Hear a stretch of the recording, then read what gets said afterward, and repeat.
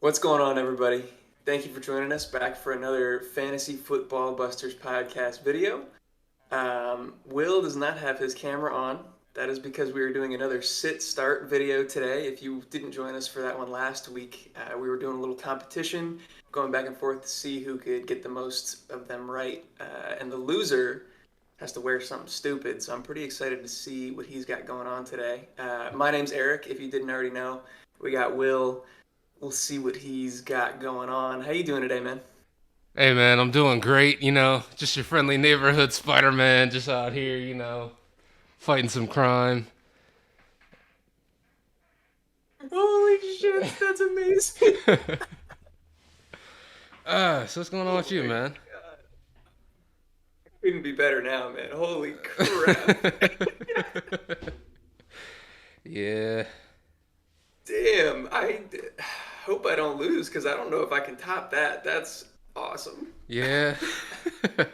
For those of y'all that don't know, the score was 4-3, 4-3, and Eric's It was, it was a tight one. yeah. Oh man. uh, Well, we got Spider-Man joining us today. Hopefully he can give us some good fantasy insights. Shit, bro. Don't pick the Jets, bro. That's all I know. Don't pick the Jets. Nice. All right. Well, if you are joining us, one, I hope you think that this is amazing. This is top shelf content right here. If you if you enjoy what we got going on, if you take anything away from what we give you today, please give us a like, subscribe. That helps us out so much. So thank you for being here. We'll get it started with our week two start sits. Will, because you did lose last week, I'll give you the option. Do you want to start us off, or do you want me to start us off? I don't know if I want to play offense or defense this time, man, because it's a little crazy. But my spider sense is telling me that you should start.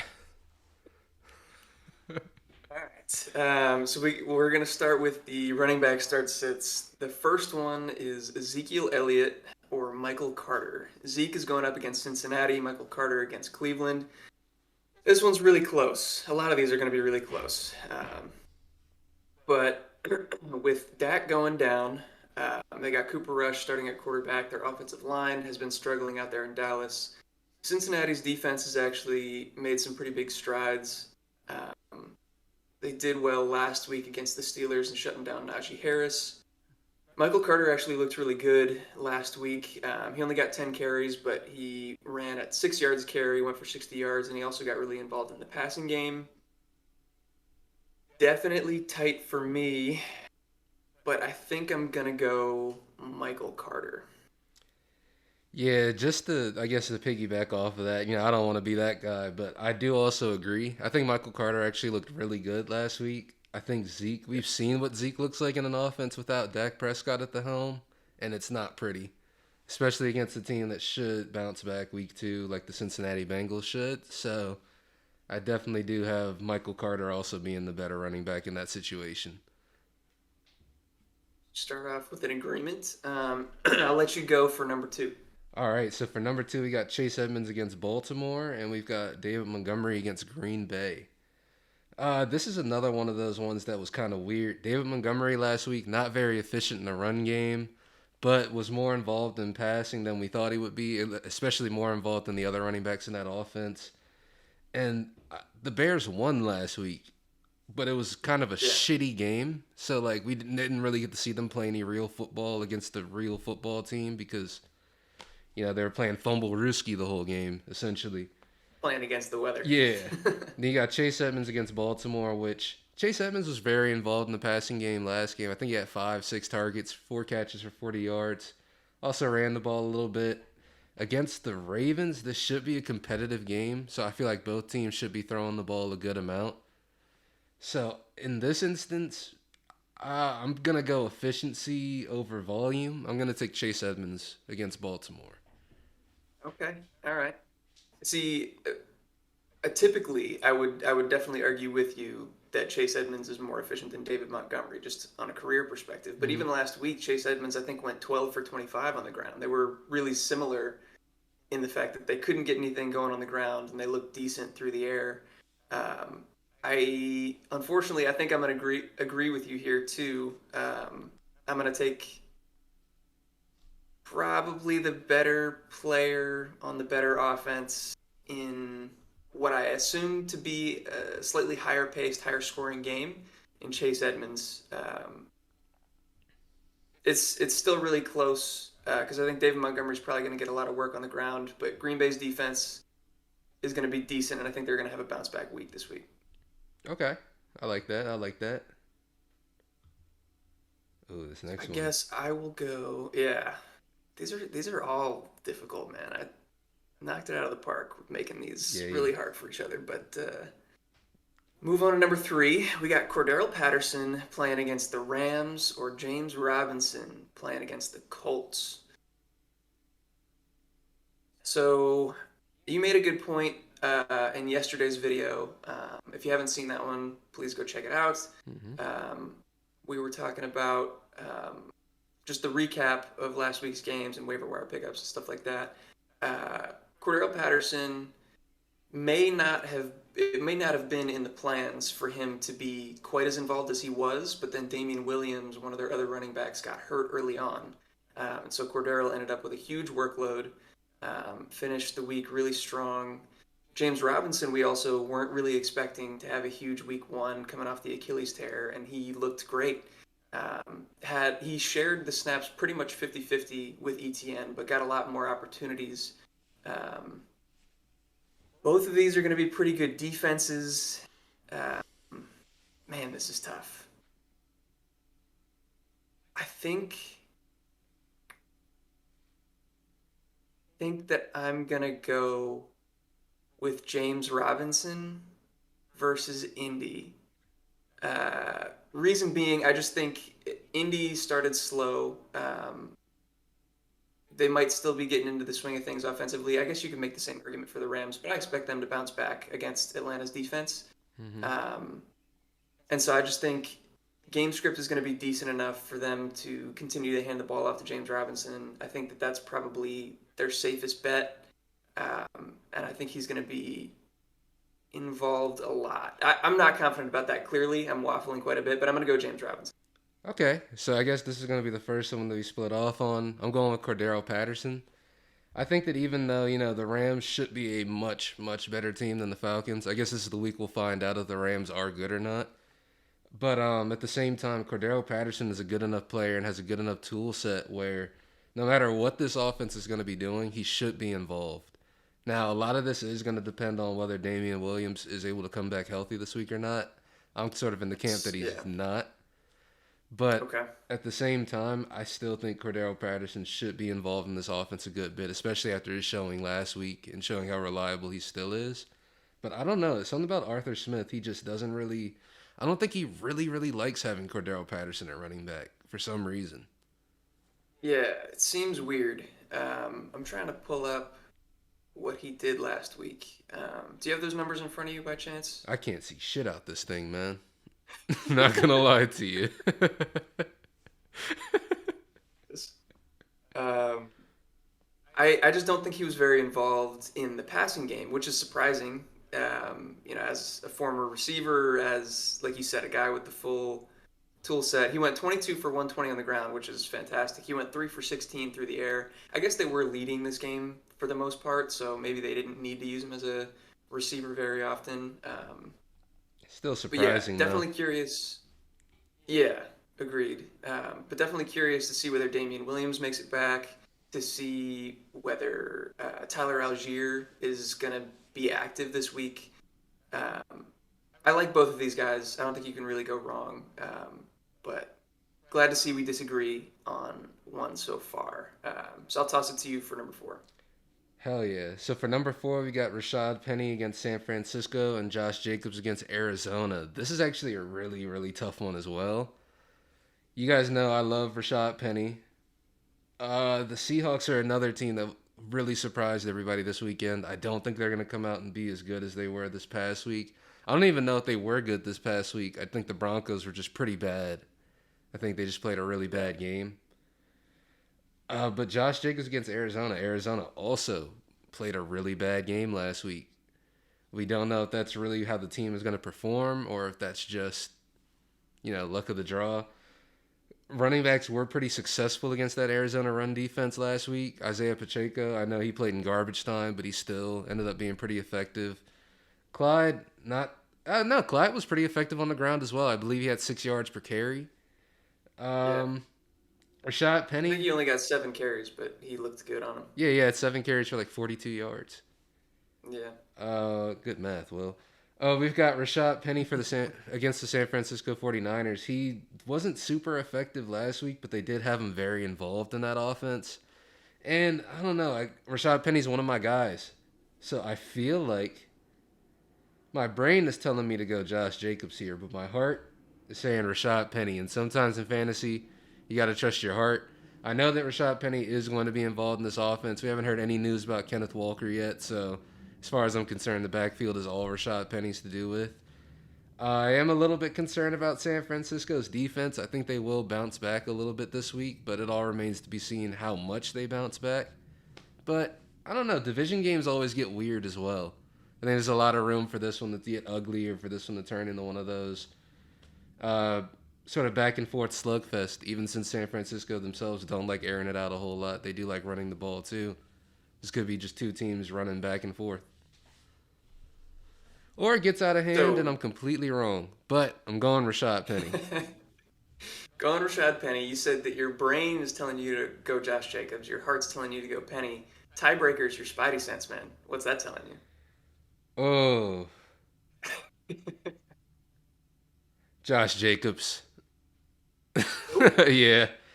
Are you still gonna go Rashad Penny, or Nah, I'm going Josh Jacobs against Arizona. I just think I think he's way too involved in that team. He's proven in the passing game as well. So even if it does get out of hand, Josh Jacobs should still be involved.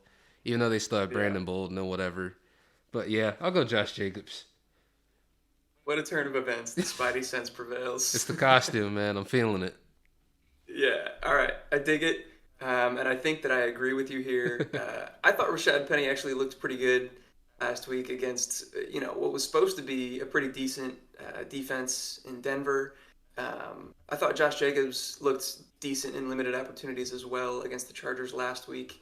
I was really encouraged to see that the backfield split for the Raiders wasn't as crazy as I expected. Um, their rookie, what's his name? Zamir White. Mm-hmm. Forgetting his name already. Zamir White didn't touch the ball at all. I think he was only involved in special teams. Amir Abdullah also didn't get any opportunities. So it was just Josh Jacobs and Brandon Bolden. Combined, they only got 13 carries because they were down for most of the game. But I expect the game script to be a little bit different versus Arizona. Even if Arizona's offense bounces back, their defense is still pretty garbage. So I think Josh Jacobs is going to have opportunities to break off some pretty big plays against that Arizona defense, and I will go Josh Jacobs as well. These are some tough, very, very tough ones, man.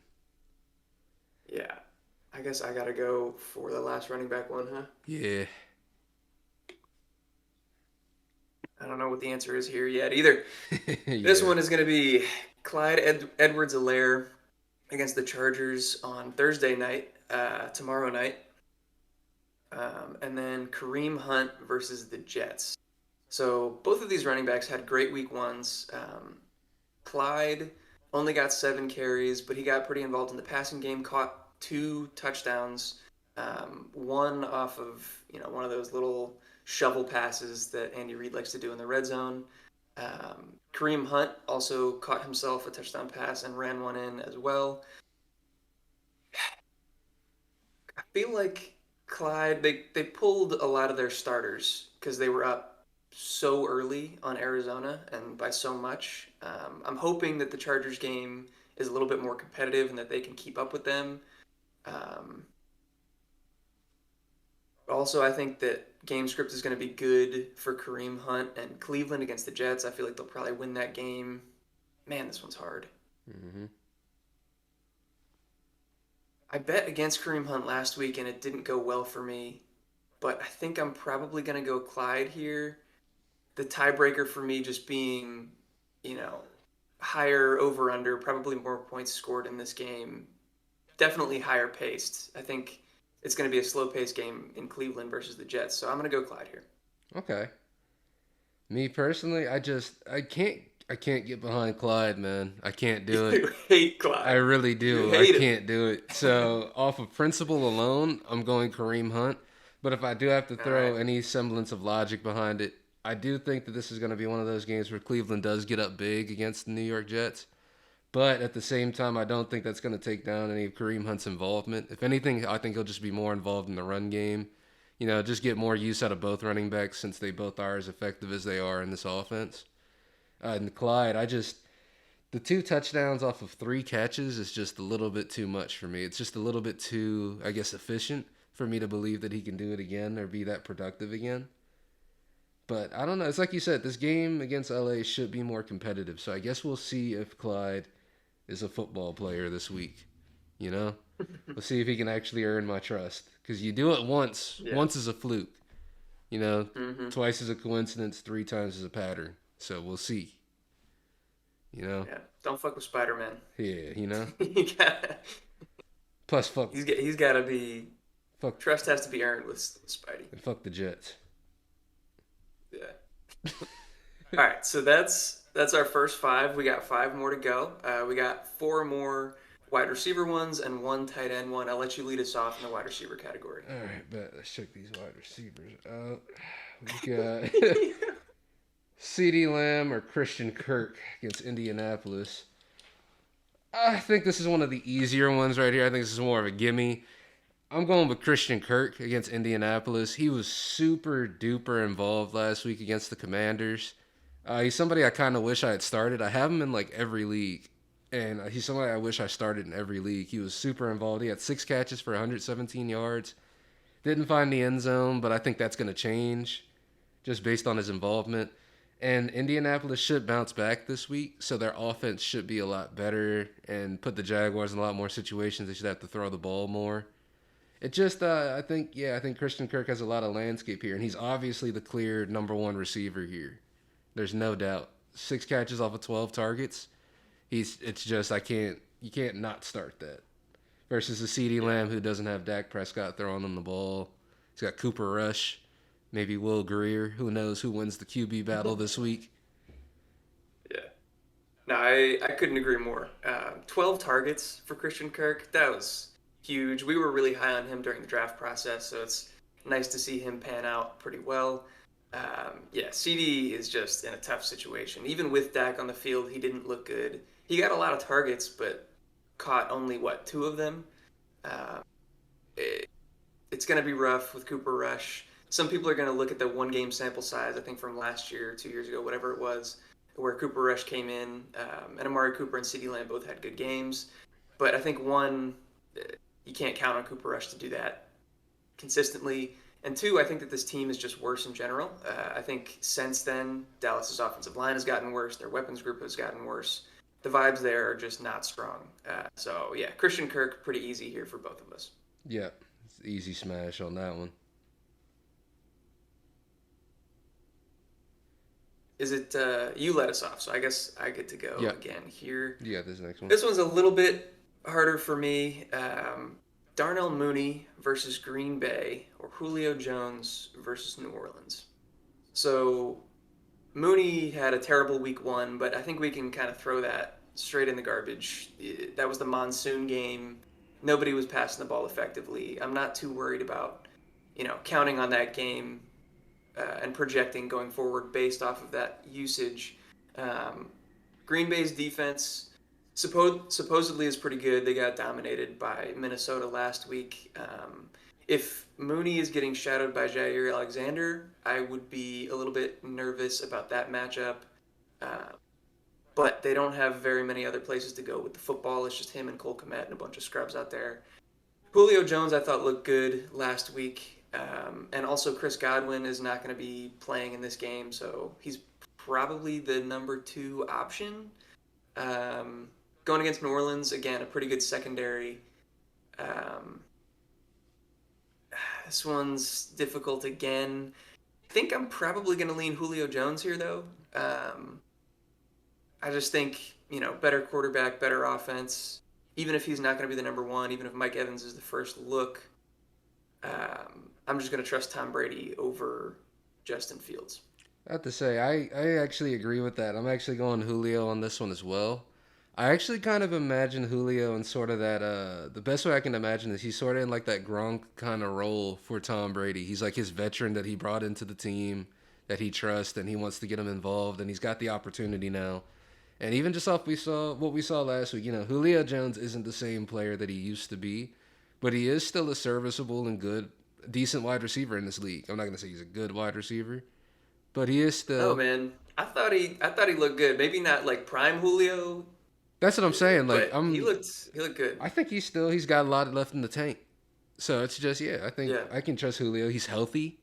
So yeah, I mean might as well see what he can do out there, and I think he's got the opportunity to this week. And like you said, Darnell Mooney being the number one against Green Bay, if they even think about having Jair Alexander shadowing him, I don't want any parts of that. To be honest with you. Yeah.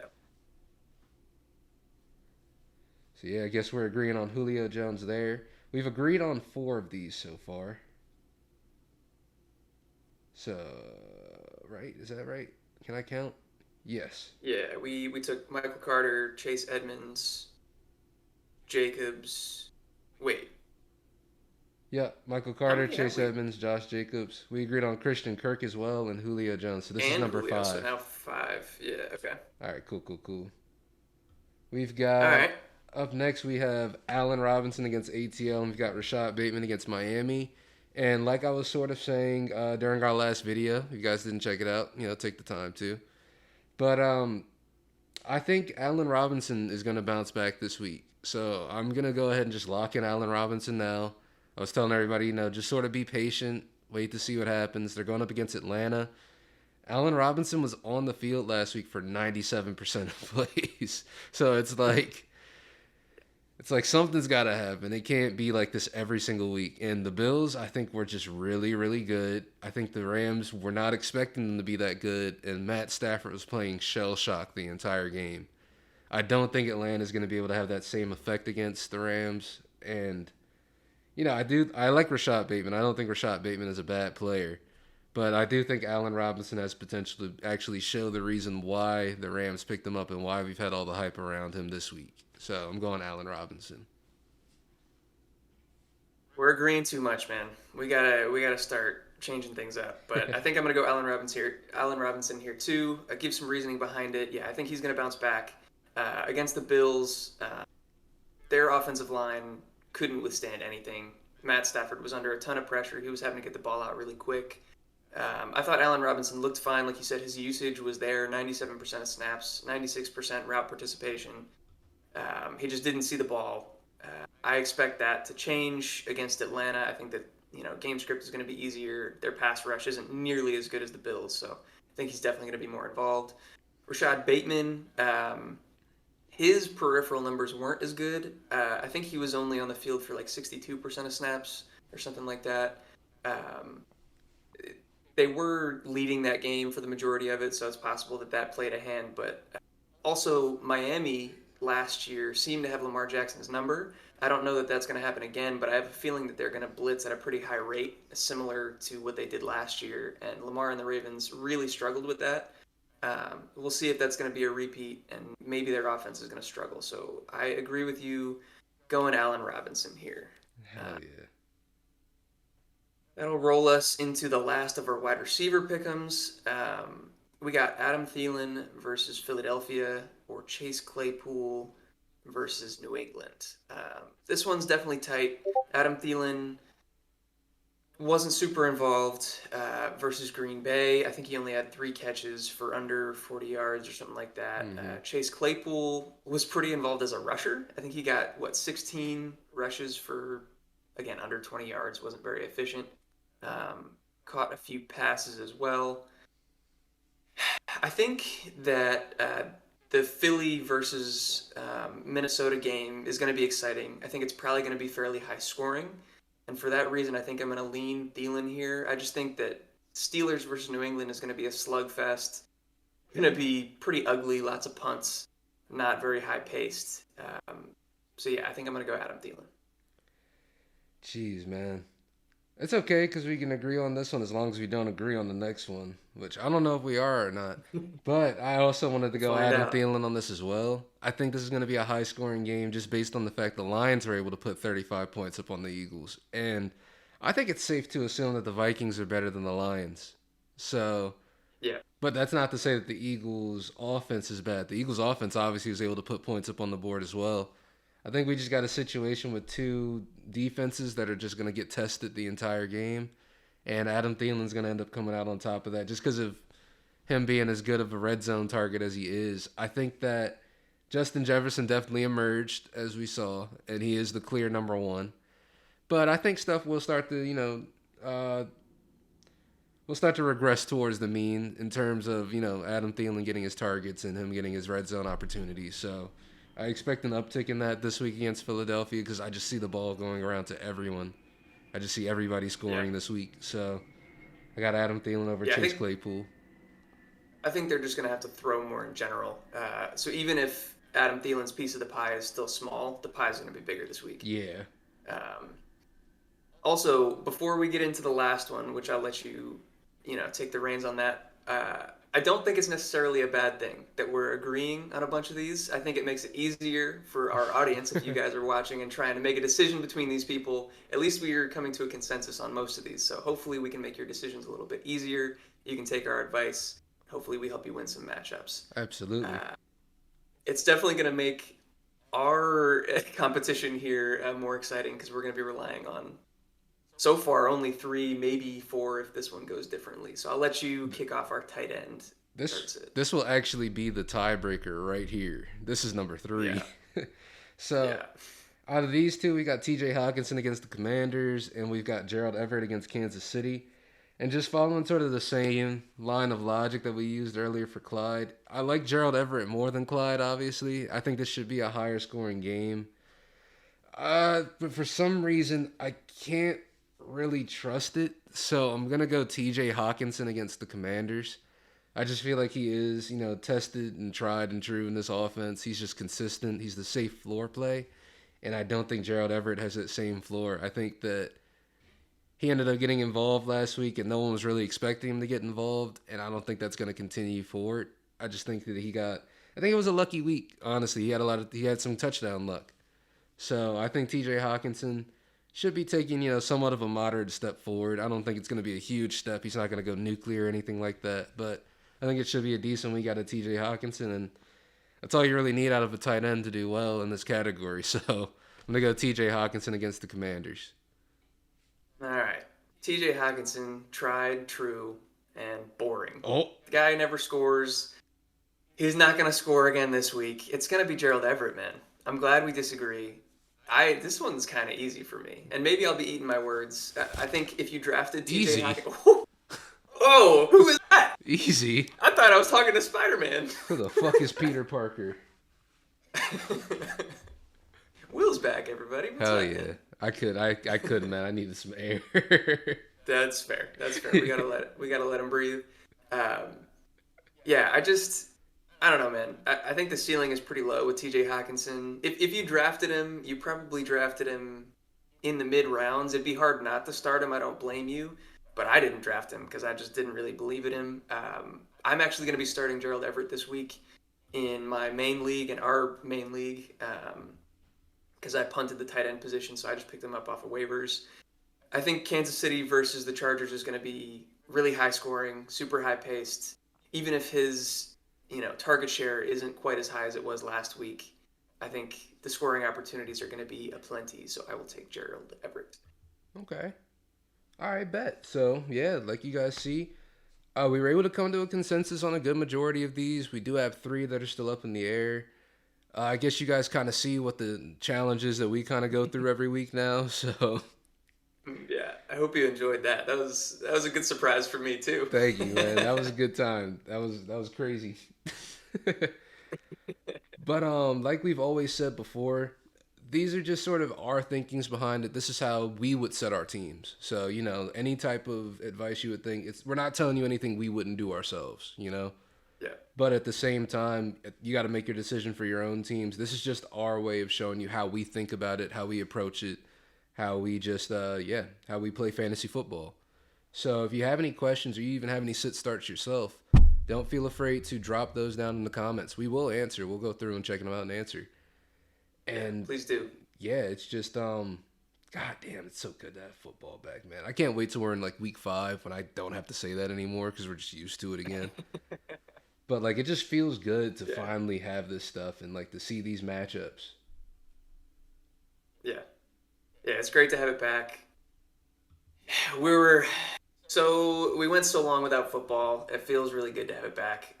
I hope everybody else is just as excited as we are. Like Will said, if you have any sit start questions, if you have any questions about your team, anything, send it our way. Put it in the comments. That helps us out as a channel. Also, we really enjoy responding to that stuff for you guys and trying to help you out. That's the whole goal of this channel, is to have fun and help you guys become better fantasy football players. So thank you for sticking with us. I Hmm. hope you guys enjoyed. And we'll catch you guys again next week. I think we're going to change up the way we're doing our videos a little bit. We're going to have some more YouTube shorts out, hopefully, Hmm. for game recaps and stuff like that. So keep your eyes peeled for that. I hope you guys enjoy. And yeah, we'll catch you next week. Peace. Peace.